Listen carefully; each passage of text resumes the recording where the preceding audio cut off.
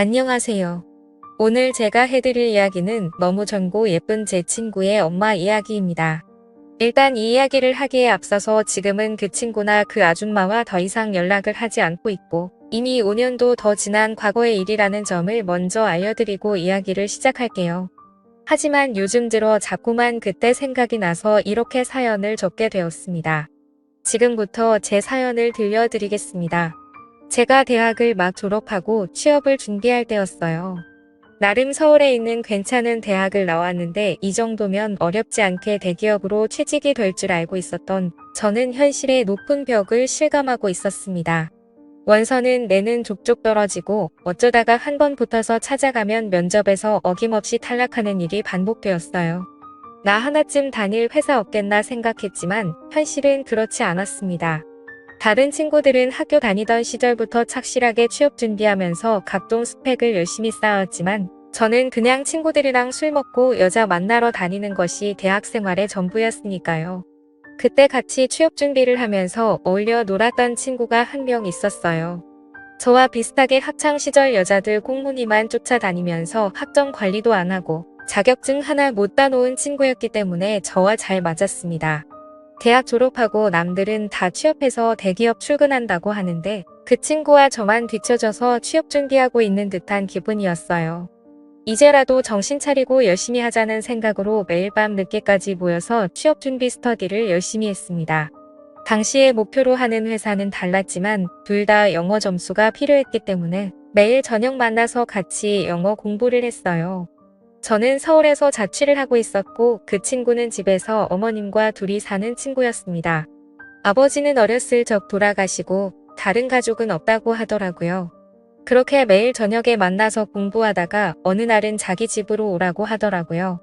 어머님이 저녁에 일이 있어서 늦게 들어오신다면서 그 전까지 집에서 편하게 공부하자고 하길래 대수롭지 않게 그러자고 했습니다. 카페에서 공부하는 것도 돈도 들고 집중도 잘 안 되는 것 같았는데 잘 됐다 싶더라고요. 친구의 집은 작은 아파트였는데 나름 깔끔하고 좋더라고요. 거실에서 친구와 둘이 공부를 하고 있었는데 장소가 바뀌어서 그런지 그날따라 공부가 엄청 안 되더라고요. 결국 몇 시간 하지도 못하고 둘 다 포기하고 치킨에 맥주나 시켜다 먹기로 했어요. 어차피 안 되는 날은 일찍 포기하고 쉬는 게 이득인 것 같더라고요. 그렇게 치킨을 시키고 맥주도 큰 통으로 하나를 시켜서 둘이 나눠 먹었는데 먹다 보니 술이 좀 모자라서 냉장고에 있는 소주까지 꺼내 마셨습니다. 얼마나 먹었는지 저도 그 친구도 둘 다 술에 완전 취해버렸고 저도 모르게 거실에 대자로 뻗어서 잠이 들어버렸던 거죠. 한참 자고 있었는데 갑자기 누가 이불도 덮어주고 주변을 왔다 갔다 하는 기분이 들어서 살짝 눈을 떴는데 처음 보는 여자가 있더라고요.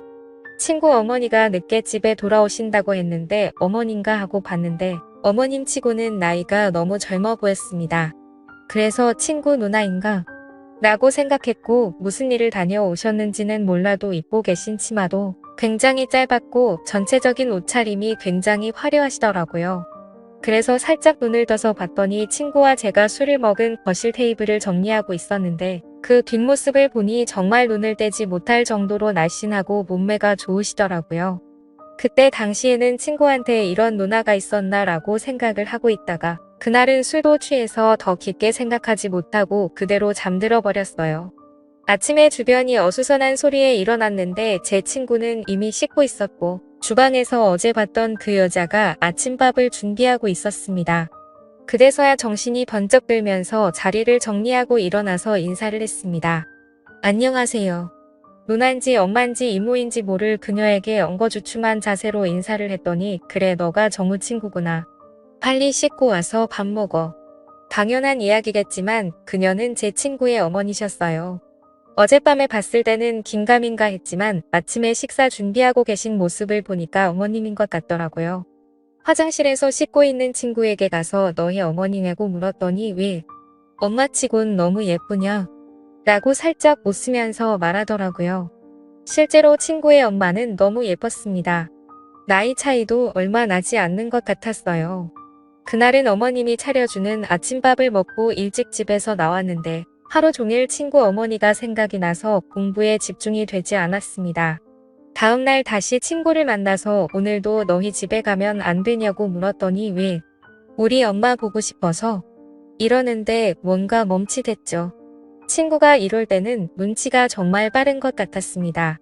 친구는 제게 맥주 한잔 하자고 하더니 자기 어렸을 때 이야기를 해줬어요.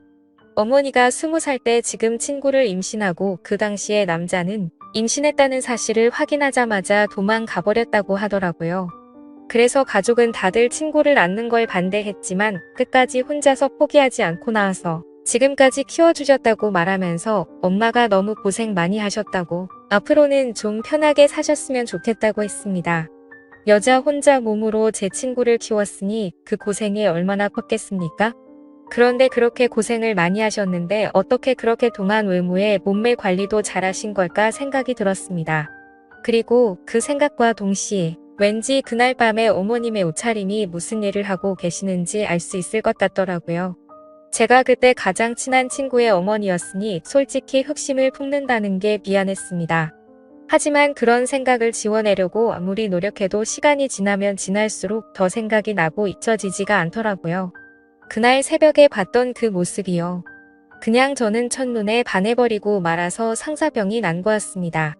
결국 저는 친구 몰래 사고를 치고야 말았어요. 친구가 밖에서 공부를 하고 있을 때 그 틈을 타서 무작정 친구의 집으로 갔습니다. 보통 밤에 일을 나가신다고 하니 낮 시간엔 집에 계실 거라고 생각했어요.